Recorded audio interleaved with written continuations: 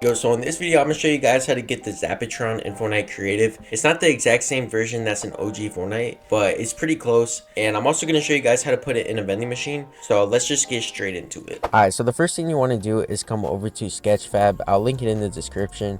But you just want to look up Zapatron. So I found this one right here. After you find the model, just click it and then just scroll down and you'll see this button called Download 3D Model. Click it and click GLTF. And then after, you just want to find the file that you just downloaded, right click it and hit extract file, and then drag that file into UEFN and hit import all.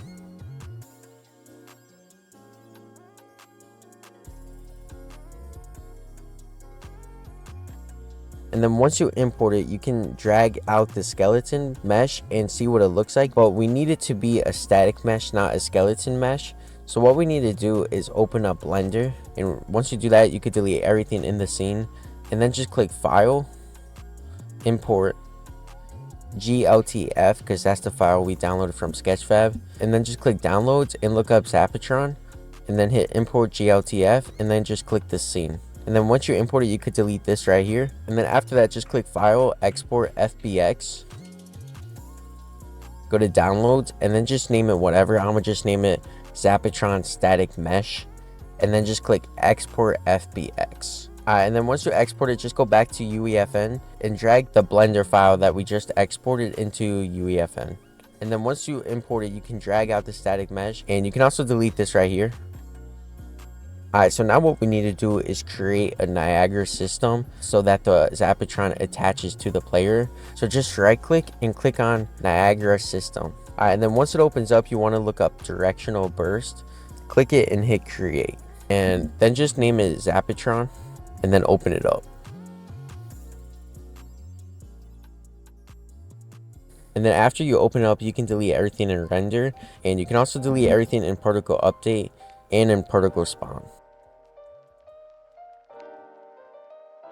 And then what you want to do is click the little plus under particle update and look up static mesh location, and then click on triangles and change that to sockets. Then go to render and add a mesh renderer. Then you want to go under meshes and add the static mesh that we just imported from Blender.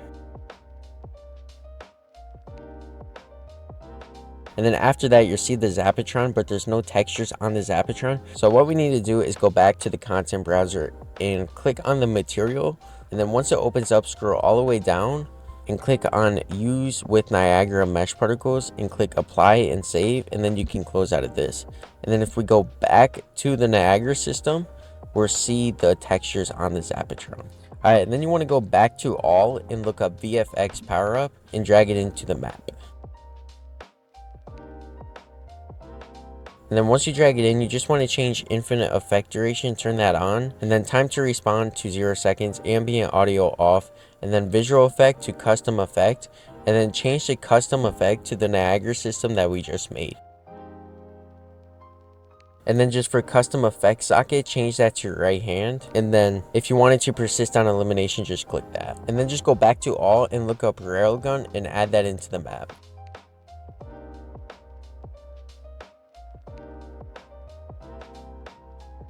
And then after that, just click launch session and start the game, and you'll see the Zapatron, but it's not properly attached to the player and it doesn't look right. So what you want to do is go back over to UEFN, open up the Niagara system, and go under mesh renderer index, and here you can change the scale, rotation, and position of the Zapatron. So just adjust these settings until it fits the weapon correctly. But if you guys use the exact model that I downloaded, I'll leave it in the description. You guys could just copy these settings and it should perfectly align with the weapon. But after a bit of adjusting, you should get it so it fits on the weapon. So let's make a vending machine so players just walk up to the vending machine and get the Zapatron that way. So what we'll do is go back to UEFN, and we could delete the item spawner because we don't need that anymore. Then we'll create a new folder and call it Vending Machine. And then go back to all and look up Vending Machine and drag that into the map. And then what we need to do is change item list, click on the little plus and add the railgun.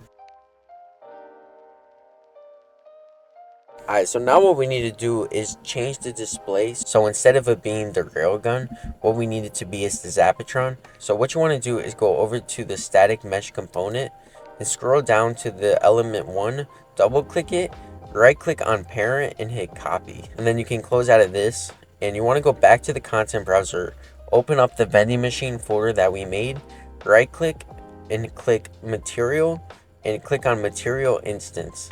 And you just want to name it vending machine display. And then just open it up and right click under parent and click paste. And then after, you want to go over to Google and look up Zapatron PNG and then just right click it and hit save image.